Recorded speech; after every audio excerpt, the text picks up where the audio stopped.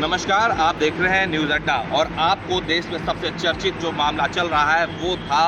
जो पहलवानों से जुड़ा हुआ था, जहां जंतर मंतर पर लंबे समय तक 1.5 महीने तक तकरीबन पहलवान धरना दिए। उसके बाद अपना मेडल गंगा में विसर्जित करने जा रहे थे, जहां पर नरेश टिकैत ने उन्हें रोका। और ऐसे में इसके बाद जो केस आता है कि जो पास्को एक्ट की बात हो रही थी, जहां पर जो नाबालिग थी उसके चाचा ने खुलासा किया था कि जो है टेस्ट सर्टिफिकेट बनाया गया है उसकी भतीजी का, उसमें खुलासा हुआ था। उसके बाद जो ये प्रकरण आगे बढ़ा तो जिसमें कि अब 2 दिन पहले जो नाबालिग जो उसके तहत पास्को एक्ट का मुकदमा सांसद ब्रिजभूषण शरण सिंह पर दर्ज था, वो केस अब 2 दिन पहले जो है पटियाला हाउस कोर्ट में जाकर के महिला ने, जो नाबालिग थी, उसने अपना जो है केस विड्रॉल किया है, मजिस्ट्रेट के सामने बयान दर्ज कराया है, उसका बाकायदा वीडियो रिकॉर्डिंग हुई है। तो ये जो सूत्रों से खबर आ रही थी वो पुष्टि हुई है उस चीज़ की कि जो नाबालिग है उसने केस अपना विड्रॉल किया है। लेकिन इस केस में एक सबसे बड़ा पहलू जो आपको हम न्यूज़ अड्डा के माध्यम से बता दें कि जिस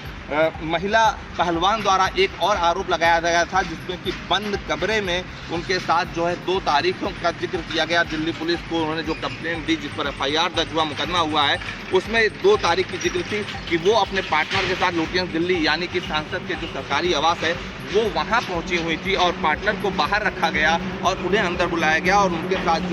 जो है अभद्रता यानी यौन शोषण की तरफ से जो जिक्र किया है FIR में वो हुआ। उसके बाद वो अपने पार्टनर के साथ जो है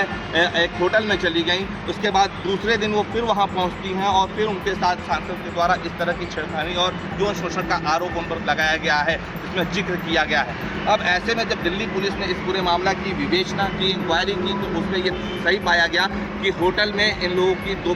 जो महिला पहलवान अपने पार्टनर के साथ थी वो मौजूद थी। अब बात आती थी कि सांसद ब्रिजभूषण शरण सिंह कहाँ थे, जो आरोप उन पर लगाया गया जो बंद कमरे का। उसमें जब जांच और इंक्वायरी आगे की, इन्वेस्टिगेशन किया पुलिस ने, तो उसमें सांसद ब्रिजभूषण शरण सिंह, जो अक्टूबर का महीना 2017 का बताया जा रहा है, वहाँ उस वक्त वो दिल्ली में मौजूद नहीं थे। वो अपने तय कार्यक्रम के तहत जो लखनऊ में साई क्लब है जहाँ पर कुश्ती होती है, वहाँ पर महिला पहलवानों के साथ एक कैंप लगा हुआ था, वो वहाँ महिला पहलवानों के साथ मौजूद थे, जिसकी एक वीडियो भी है बाकायदा, वो भी हम आपको न्यूज़ अड्डा के माध्यम से दिखाएंगे। और दूसरी तरफ जो दूसरा तारीख बताया गया था, तो उस तारीख के दिन भी अगर बात की जाए तो सांसद जो है ब्रिजभूषण शरण सिंह,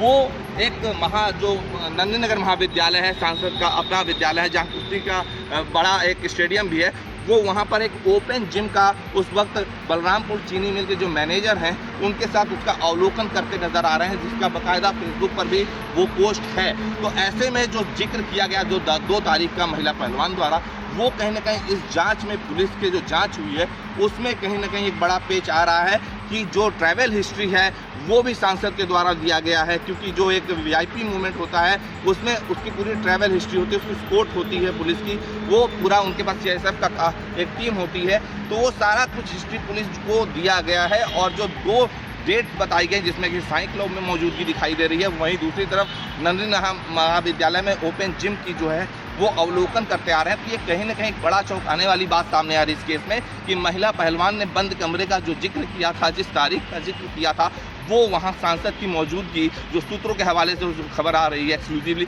वो कहीं ना कहीं जो है बेबुनियाद नज़र आ रही है फिलहाल। और आगे इसमें पुलिस का जांच कहाँ तक पहुँचती है और इसमें पुलिस अपनी रिपोर्ट कब दर्ज करती है, आगे कब सौंपती है, वो एक देखने की बात होगी, क्योंकि इस विषय ने पूरे देश को जहाँ पर जो है एक भावनात्मक तौर पर जोड़ा हुआ था, क्योंकि मुद्दा जो है देश के पहलवानों से, महिला पहलवानों से जुड़ा था। सबकी एक उम्मीद थी कि अगर उनके साथ कुछ गलत हुआ है तो उन्हें न्याय मिले। लेकिन अगर ये आरोप जो जिस तरह से सामने आ रहे हैं कि जो आरोप लगाए गए हैं उसमें कुछ साक्ष्य की जो कभी मांग हो रही थी, क्योंकि नार्को टेस्ट की भी मांग पहलवानों ने ही की थी। लेकिन जब सांसद ब्रिजभूषण शरण सिंह पे इस पर मीडिया ने बात की थी तो उन्होंने इस पर कहा था कि मैं लाइव देने को भी नार्को टेस्ट तैयार हूँ। लेकिन उसके बाद नार्को टेस्ट के बाद से सीधे जो है 28 तारीख की तेईस में संसद घेरने का जो मामला उठा, उसके बाद से जो दिल्ली पुलिस ने जो है पूरी तरह से जो है जो बेंचमार्क था वहाँ पर धरने का उसको खाली करा दिया। उसके बाद जो है सीधी बात है उन